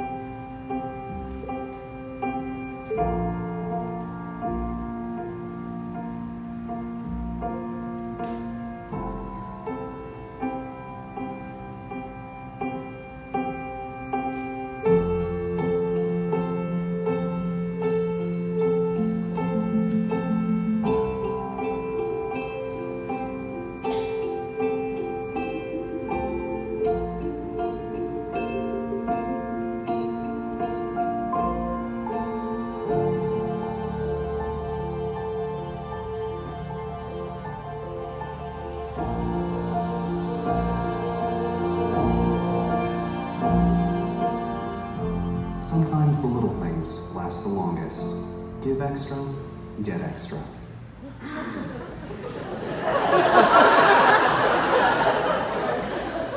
That always makes me laugh too. I'm laughing through my tears. As a father of a daughter, I need to make some cranes right now. But again, you understand the value of a loving father. Like, all of these things can be communicated very quickly in a very short period of time. And so video is very powerful in that sense. And so I want to give you an example of a cultural story that I think is basically two sides of the same coin. So one of the stories of our culture that we hear all the time is this idea that all teenagers are supposed to rebel against their parents. And again, same thing, but from the teenager's perspective, is teenagers don't think that they think that they are smarter than their parents, right? And the idea is, why do we believe this? Okay, even if we don't admit that we believe it, there's a part of us deep down inside that believes that this is true. So where do we get these ideas from? And I want to pick on one of my largest competitors, Disney here. Okay, and so just follow me for a second. Okay, I'm going to walk through some of the Disney princesses. So this is Snow White. And my question to you is, who are her parents? Who are her parents? She doesn't have any parents. But she has a wicked step-mother. Interesting. This is Cinderella. Who are Cinderella's parents? Doesn't have any parents. But she has a wicked step-mother. This is Sleeping Beauty. Who are her parents? No, Sleeping Beauty means she's sleeping, not her parents. Her parents, actually, they're gone from her life because she got cursed, and what did her parents do with their cursed child? Hand her over to fairies. Okay? Right? Follow me, right? And then you have, this is Belle from Beauty and the Beast. We don't know who her mom is. And her dad is there. Yay, finally, someone with a dad. Except her dad's the crazy town fool inventor guy, right? Not really well respected. What about Ariel? Ariel doesn't have a mom, unless you watch the movie no one watched, which is in Little Mermaid 2.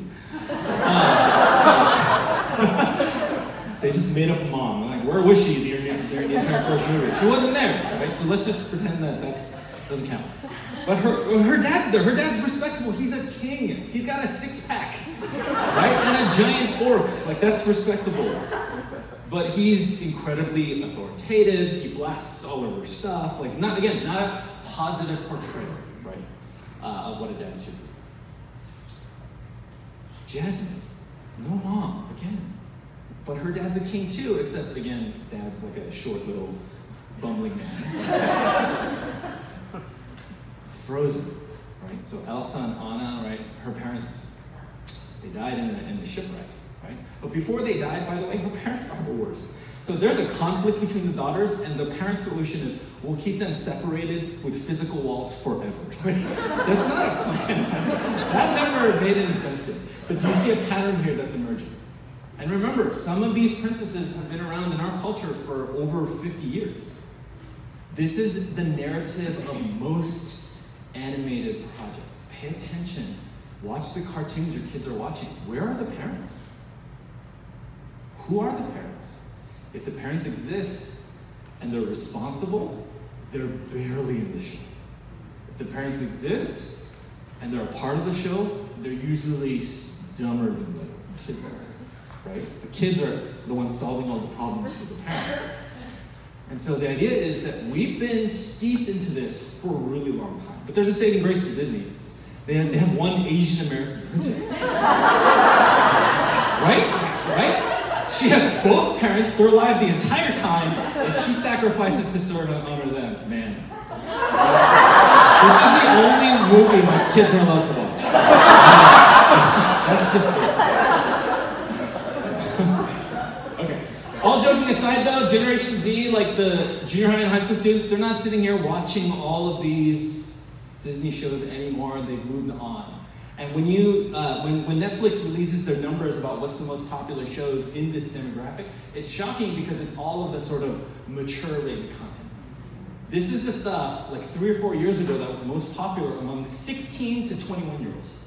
This is the stuff that they're watching.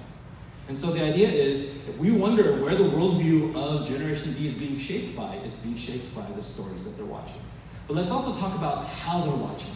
Again, when I was a child and I was watching television, we had stopping cues. Stopping cues is sort of industry speak for the idea that there's a commercial break. There's a pause, right? We have stopping cues when we read books. There's chapter breaks. There's sort of natural pauses for when things end. Netflix as a corporation is trying to destroy stopping cues. They don't want you to see the titles anymore of the beginning credits. They don't want you to see the end credits, right? They want you to move on to the next thing right away. They want to keep you in that cycle for as long as you can. Binging Netflix shows is a cultural phenomenon, and they've created that. They've done that on purpose. This is actually a Twitter post from last year that Netflix put up. Sleep is my greatest enemy. And again, we wonder, like, why is Generation Z dealing with all of these mental health issues? Because they're watching stuff like Game of Thrones hours and hours and hours in a row, not getting rest, having to go to school, doing all the tests and doing all of these things. And so the idea is that if we see not just what they're watching, but also how they're watching things, we get a picture of why Generation Z is the way that they are. And again, I don't have too much time, so I'll just go into this fairly quickly, but when we talk about video games, we're talking about interactive media. And this is the idea that you are a part of the story. And what is the point of video games? The point of video games is to reward you for repeated behavior. So if you're playing a basketball game, you get points for making a basket. If you're playing a shooting game where you shoot people, you get points for shooting people. And so you see kind of how that can affect the way our children think about life and think about the worldview that they have. And they're also addictive because they use, and this is a gambling term, intermittent variable rewards. In other words, every time you hop into a game, you don't know exactly how that game's going to work out, and so that's why it becomes addictive. Same behavior, repeated behavior, but the outcome may be different, so you're willing to jump in and do it every single time, over and over and over and over again. If I have more time, I can get more into this, but we're going to move on to social media. So with social media, we're talking about the idea now that you are actually the story. And actually, social media builds upon all of the themes from all of the other previous types of media. It builds upon this idea that there are no stopping cues. Facebook, Twitter, and Instagram, they're all about this sort of infinite feed that goes on.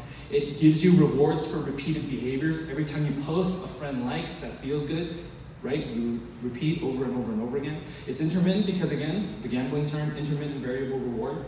When I post something, I may get 100 likes, I may get 3,000 likes, who knows? Maybe this will be the one, and so you just keep doing it over and over and over and over again. But the thing that's most dangerous about social media in terms of the way it shapes our worldview is because we become the product we are actually put on display. And there's never a time for us to come and rest. There is no sense of, my life has boundaries. Social media creates this idea that your entire life is a game, right? And everything that you're doing is a performance. So what I want to do is kind of conclude by talking about kind of where we go from here, because I think talking about all of this stuff for a long time can actually get a little depressing. So where do we go from here? What are some things that we can do as parents, as teachers, pastors, youth workers? What are some things that we can do? I think the first thing is we want to evaluate. We want to evaluate actually ourselves, right?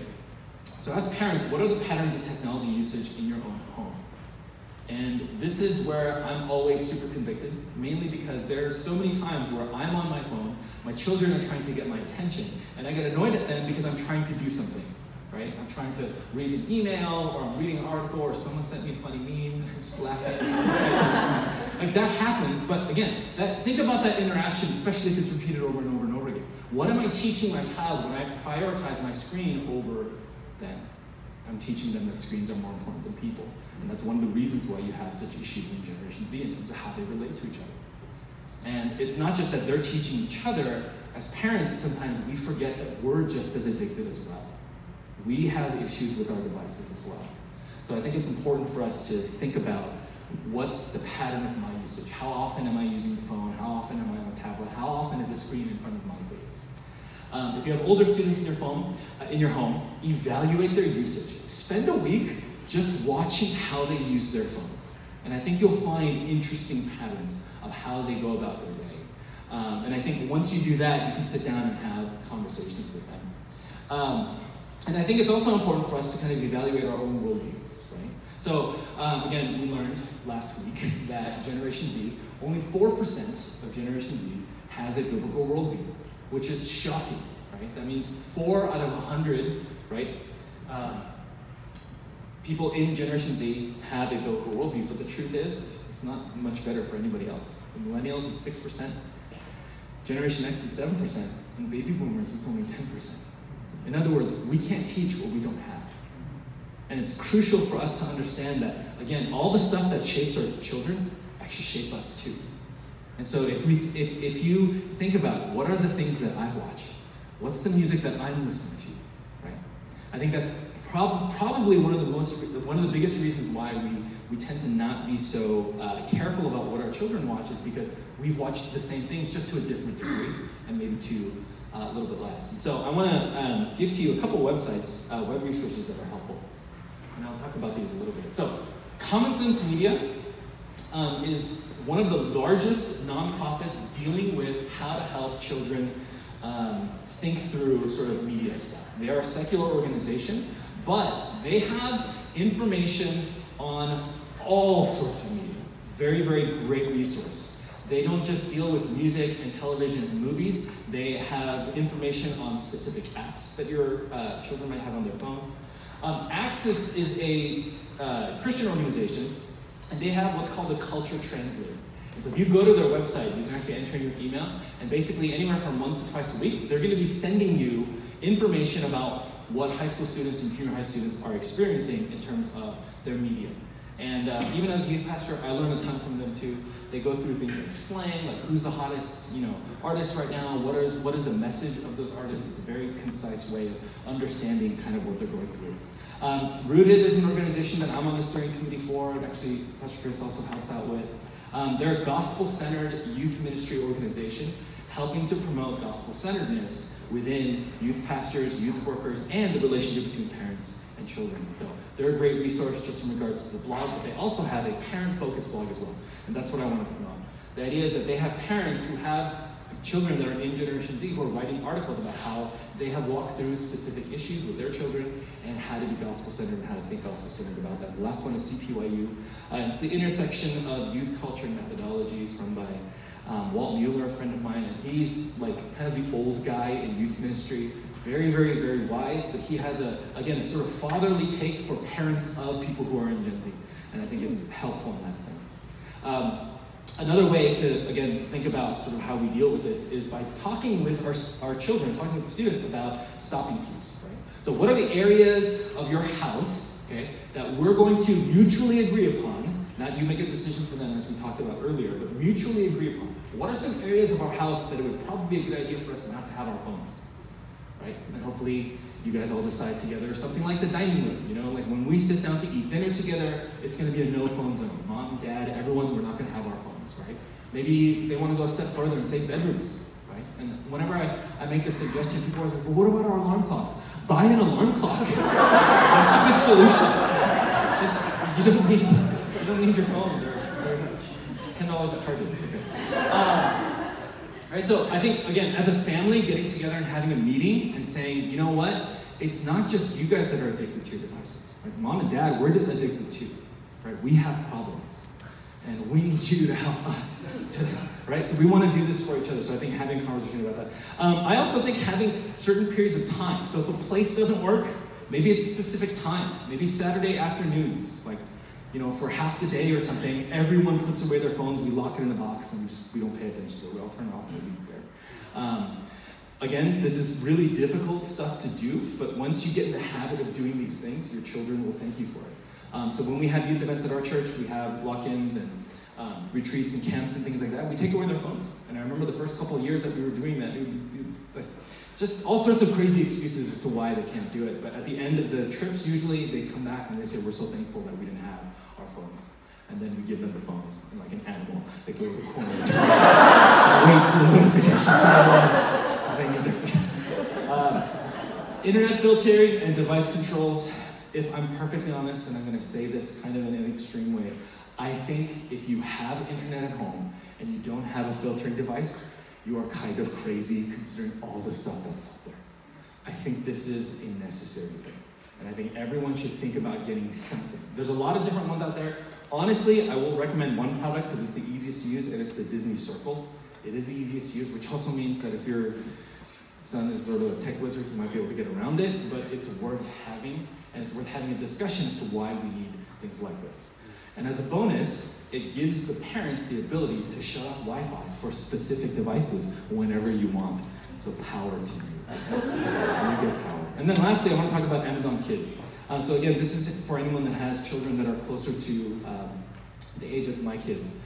Sometimes there are moments in life when you have 3 kids, you just have to hand them something and walk away for your sanity's sake, for your own mental health. We've been talking about that, right? Like, there's just moments where you have to do that. And honestly, the safest device that I've found and that I can actively promote is the Amazon Kids free time service. They've actually partnered up with Common Sense Media, so everything that's on their platform has already been filtered through Common Sense Media, and they have granular control. So we have it set so that our kids have to read 30 to 45 minutes before they're allowed to play an app or watch something.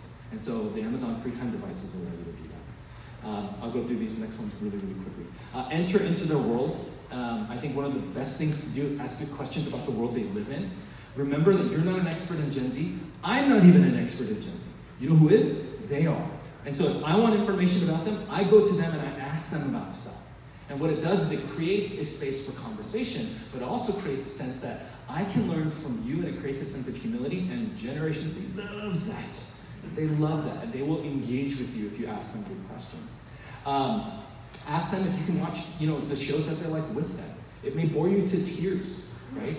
But it's good for you to be able to do that so you can have conversations about the things that they're watching.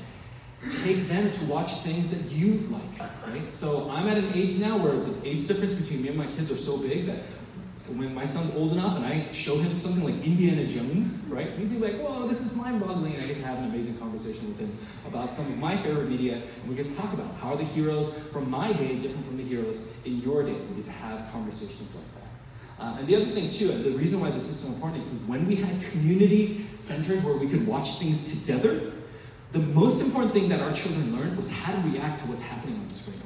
So when I'm a kid and I'm watching things with my parents and something scary or something bad happens, I look at them and I see how they react, and that teaches me how I need to react again to what's happening on the screen. But when everyone has an individual phone or individual tablet, that time kind of goes away. So we need to be intentional about having that time with them.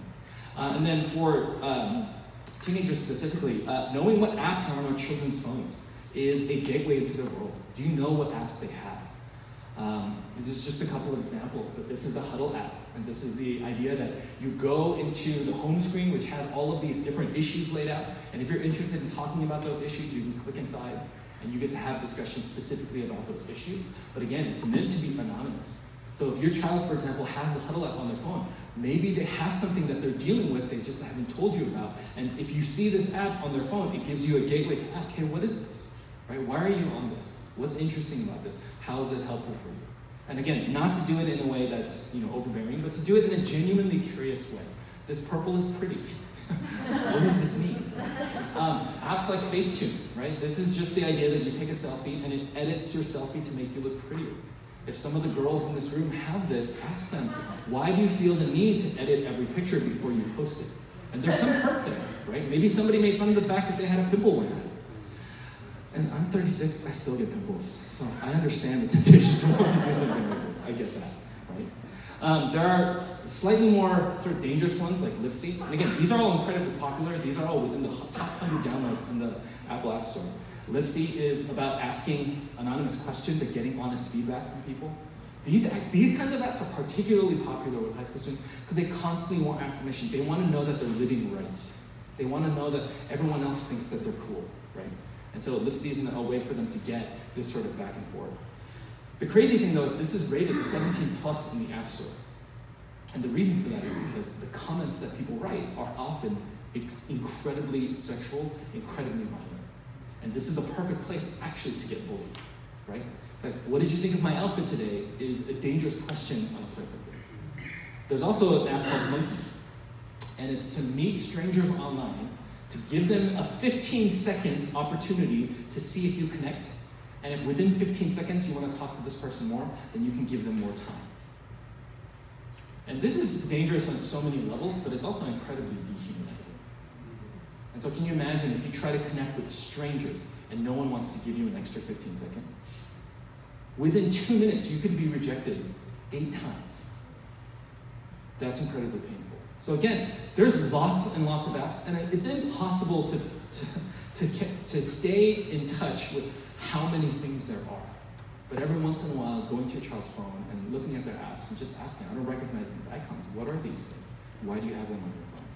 And there's more. I mean, Tinder, Discord, Musical.ly, Marco Polo, TextNow, KitHook, the list goes on and on and on. But there's hope. And the reason why I say there's hope is because this is probably the thing that I found most fascinating about this study. Gen Z still says that parents are their moral center. Isn't that incredible? Right? So even though we're fourth when it comes to identity formation, when it comes to knowing what's right and what's wrong, the majority of them still look to their parents, which means there's space and there's opportunity. And so one of the things that I always encourage is for parents to learn together with your children, especially if they're in high school.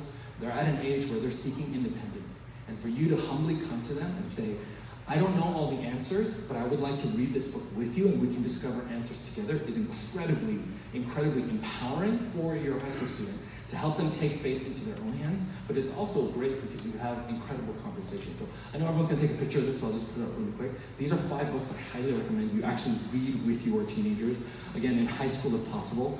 Practical Guide to Culture is basically a long version of everything that I'm encapsulating right now. Love Thy Body talks about all the issues in regards to sexuality that our children and us, honestly, are confused about right now. Evidence That Demands a Verdict, for anyone that's talking to atheists, talking to people of different kinds of faith, that's really helpful. Imperfect Disciple, if your teenagers are struggling with the gospel, what does it mean to be the gospel and yet feel like I'm not living a really perfect, awesome life? And then Mere Christianity is just a classic. And there are things that C.S. Lewis says in such a beautiful way that I do think students don't see and hear anymore. And I think it's important for them to get that. If you listen to podcasts when you're driving to school, let's say you have a teenager who doesn't like to talk, all of them, you can listen to things together and that can spur on discussion. So these are 6 podcasts I recommend. Rooted, obviously we talked about Ask Pastor John, just a series of questions. And they're fascinating questions. And he's recorded, I think, like 1,000 of them already. So I mean, there's any question under the sun, he's talked about it. The Briefing with Al Mohler is all about cultural issues. CPYU, same thing. Thinking Biblically is from Viola and the Stand to Reason podcast. Again, stuff that we're learning from and we can actually come to our children with and say, hey, I didn't know this before. Did you know this? And we can talk about that. It's a great way to be able to spur on conversation because I think that's what we need. And so that said, I'll actually close here. And what I want to encourage everyone with is the idea that the opportunity that we have is to share with our children a better story, to share with our children the best story. And the idea is that the grand storyline in the gospel, and I heard that you guys are using the Gospel Project, is creation, fall, redemption, restoration. And there's actually a story that technology is also trying to tell us, right? Companies like Google and Apple promise us unlimited knowledge and power at our fingertips with their devices. Amazon promises us contentment and satisfaction with 2-day free shipping.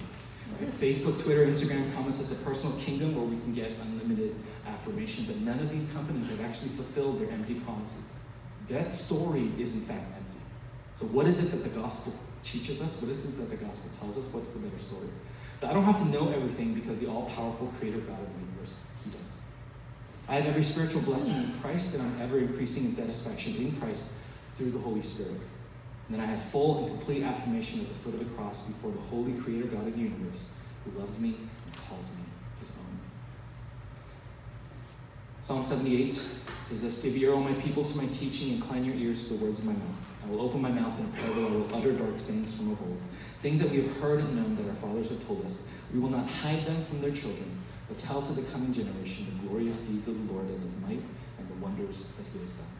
And so in a world where our children are hearing all sorts of different messages, for us to clarify what the true storyline of the gospel is, and give them clarity on this, is the best way to help Generation Z understand the gospel, understand how to work their way through the life that they have. And I'll close this in prayer. Father, I know that we have so many more things to say and so many more things to talk about, but we thank you for this time. And I thank you so much for this church, for recognizing that this is something that we need to be talking about, recognizing that Generation Z is not like us. We may be familiar with some of the things that they go through, but their lives are markedly different from the way that we live our lives.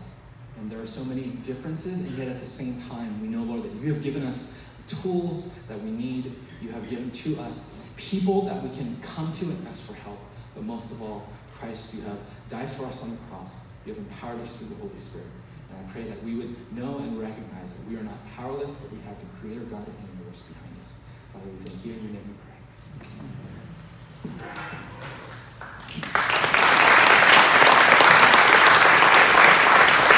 I am looking at the time, and it is time to go. And so, but I just want to say thank you to Jenny and Eunice and Kevin. So can we just give them a big round of I'm supposed to recap some of the things that was said tonight, and there was a lot said. So I'm going to turn off the fire hose, and because it was going really quickly. Just some of the things, just highlights for me, and the fact that all of you need counseling. Don't see a pastor at all.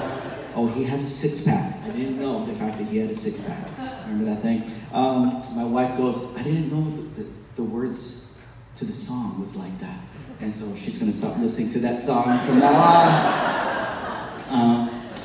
Let's see, what else? Some of the things that stood out to me. You know, some of the things is the fact that it's crazy. It really is crazy. Our kids feel alone. The fact that they want to feel loved. That they want to feel connected. And in the midst of the world that we are just so connected to all the things that is happening in the world, internet, to our phones and everything else, we are the most disconnected when it comes in our relationships to one another. And so the things that really stand out was the fact that our need, I think their messages was the fact that we need to connect with our kids. We need to go and sit down with them, have time to go and maybe reflect on some of the things that maybe they're going through, get into the world, understand the world. Yes, you are not part of the world, but we have to understand the world. I really like the part where that we all want to be heard. There's a sense where, you know, we all want that security and love and acceptance and being valued. But when our needs are not being met, then we act out a certain way. But the way that they're acting out today really is very different in the way that we act out. And so, do people need counseling? Yes, they do. Do they need therapies? Maybe they might. I remember in my life when I was going through some things, and I just couldn't figure it out. I went to a pastor. He said, you should see a counselor.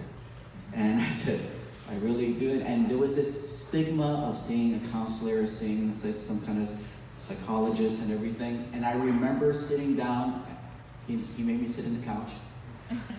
And I remember just talking it through, and I thought I vented out what I needed to say. And I didn't really need to see him anymore. The reason why, because I saw his bill. But my thing is that I was able to say what I needed to say, but it helped me to move on. And I think what it was, this whole thing, you know, about objectivity, having confidentiality, having where there was actually a goal that was set. He said, you know, when we meet, this is what the goal is. And if you meet that goal, then we don't have to meet. And I said, saw that bill, and I said, I let that go. No, but from then, I was able to help. Something that we need to know in this world today is the fact that the amount of, it says that Dr. Robert Langley said that the teens today are experiencing the same amount of anxiety that a psychiatric patient would have in the 1950s. And because we are overloaded by the amount of information that we're getting, we're overwhelmed by the fact that it's just like the expectations of what our students are expected to get done. You know, I hear people they got into Stanford and Yale and all these other things. The people who got in 10 years ago says it was so much easier back then. Now today it's so much harder. And so they're overwhelmed. And so the thing about it is the fact that we need to be as parents to just go and say, connect with them. Sit down with them. I love the part of just saying about reflection, evaluating, taking time to confess. What are those things? Those things are prayer. Taking time to pray for our kids, taking time to understand where they're at, praying with them, showing an example. We need to be models for our kids today. You know, things like our phones and everything. If we're at our dining room table going and looking at our phones while we're eating, maybe it's time for us to put it down, not even put it on the table, put it away from the table. You know, when they say that even screen time, the blue screen is actually the melanoma, whatever, all these things. It actually helps your sleep pattern, but so many other things. So we can be overwhelmed by the things happening in the world. So number one, connect with your kids. Number two, model, right? Model the behaviors that you want from them. And number three, from the church. Because you know why? Because we learned from last week, your kids are loved by this church more than anything else. Okay? So why don't we pray? So Lord, we thank you, Father, for tonight. We thank you for all of the speakers in this last couple weeks. I am just thinking about how connected we are to things on the internet and things in the world, but we forget about you. We forget about the fact that the omnipresent God that is so present with us right now loves us and cares for us and is with each of our families, with each of us, and also with our kids. So I pray, Lord God, that we would seek you and we would find you and we would know you more than anything else. So we thank you for tonight. Watch over everyone, keep them safe, and we'll see them on Sunday. In Jesus' name I do pray. And everyone said, Amen. Have a great night.